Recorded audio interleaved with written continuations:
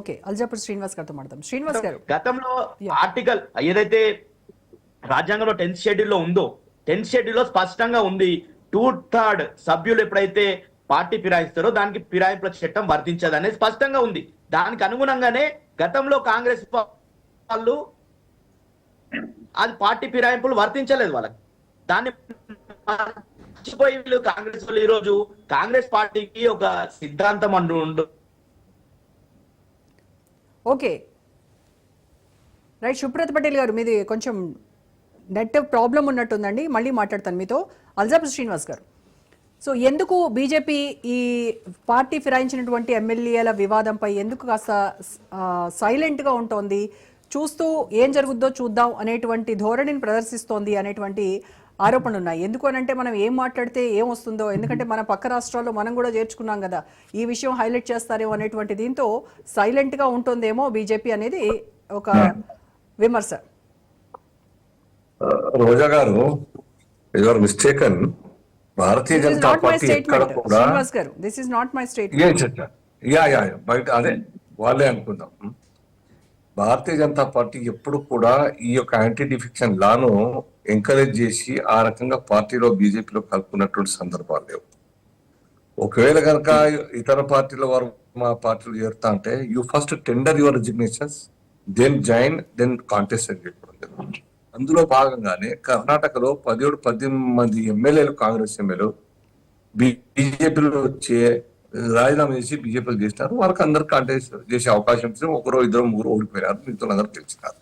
Similarly 21 members ఎంపీలు మధ్యప్రదేశ్లో కాంగ్రెస్ వాళ్ళు, అదే సింధియా గ్రూప్ మొత్తం కూడా బీజేపీలో వచ్చేది, వాళ్ళకు కూడా కాంటెస్ట్ చేయించిన, రాజీనామా చేయించి ఎమ్మెల్యే పోస్ట్.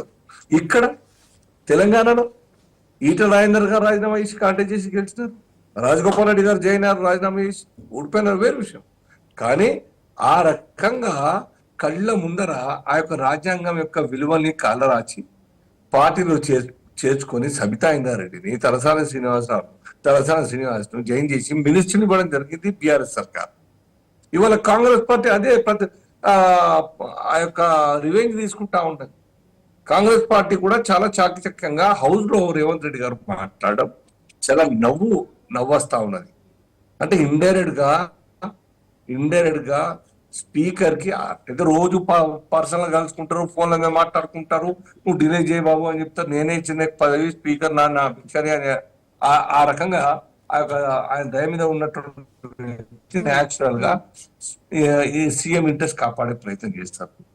దీనికి ఒక్క విషయం, పవర్ లేదు, స్పీకర్ కు ఆదేశించే పవర్ లేదు అంటే దాని అర్థం ఏంటి? అత్యంత గౌరవంగా రాజ్యాంగం ఆ పోస్ట్ గౌరవం ఇచ్చింది, గుర్తుపెట్టుకోండి. They cannot, even courts also cannot order the speaker. దాని అర్థం అంత పెద్ద గౌరవం ఉన్నది. ఆ గౌరవం కాపాడుకోవాలంటే ఏం చేయాలి? Within no time if they are really joined any other party defect అవుతూ ఇమీడియట్ గా వాళ్ళకి డిస్క్వాలిఫై చేయాలి. నోటీస్ ఇచ్చి జవాబు రాకుంటే within no time they should tender their resignation, otherwise disqualify చేయాలి.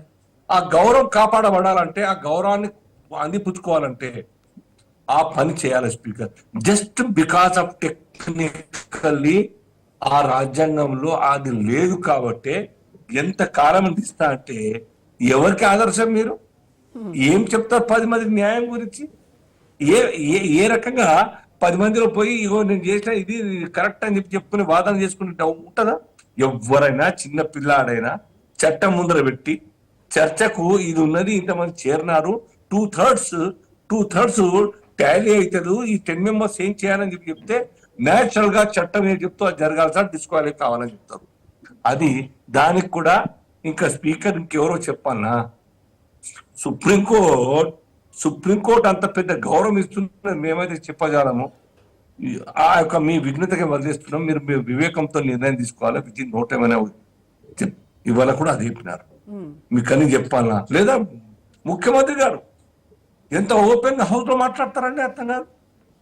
ఎంత ఓపెన్ గా ఇండైరెక్ట్ గా కోర్టులో మా ముందర ఏమి కాదు, ఎలక్షన్స్ ఏమి రావు, మీరు not worry who have joined. ఎందుకో నా ఎంబటి ఉంటే ఇవన్నీ న్యాయం చేస్తే మీకు అందరు కూడా రండి. ఇంకా 16 మంది ఆల్రెడీ 10 మంది వచ్చినారు, ఇంకా 10 మంది రండి 16 మంది రండి. ఎట్లయితే కడియం శ్రీహరికి స్టేషన్ గన్పూర్ లో 800 కోట్ల రూపాయలు నజరానా ఇచ్చినారు జాయిన్ అయిన వాళ్ళకు, పార్టీ నుంచి జాయిన్ అయ్యి వాళ్ళ పార్టీలో చేరి మరి కొనసాగుతున్నందుకు 800 కోట్ల రూపాయలు నజరానా ఆ కాన్స్టిట్యూన్సీ డెవలప్మెంట్ కోసం. అరే కాంగ్రెస్ నుంచి గెలిచిన వాళ్ళకు, బీఆర్ఎస్ నుంచి గెలిచిన వాళ్ళకు ఎంపీ టికెట్ ఇవ్వడం మీద నాగేందర్ ఏమైనా ఉన్నా అర్థం ఉందా? ఏం స్పీడ్ తీసుకుంటారు మీరు? ఏం చదువు ఎట్టుపోయింది? ఎస్ చదువు ఎట్టుపోయింది? చట్టాల యొక్క అవగాహన లేకుండా రాజ్యాన్ని పాలిస్తా అంటే ఇది ఎక్కడి యొక్క ప్రజాస్వామ్యం, ఎక్కడి యొక్క మీ యొక్క టాలెంట్, వివేకం చెప్పండి. అవి చెప్పాల్సిన అవసరం లేదు. Sorry to say CM Revanth Reddy గారు, రియల్ గా మీరు చేస్తాం. You have full pledge. అంటే స్పీకర్ కి నిర్ణయాధికారం ఉండి కూడా ఎందుకు డిలే చేస్తున్నారు? అంటే ప్రభుత్వం ఒత్తిడి ఏమన్నా ఉందనుకోవాలా ఇక్కడ? 100% దాని ఒత్తిడి కూడా అవసరం లేదు. ఇషారా చాలు. హనుమంత్కు ఇషారా కాపీ.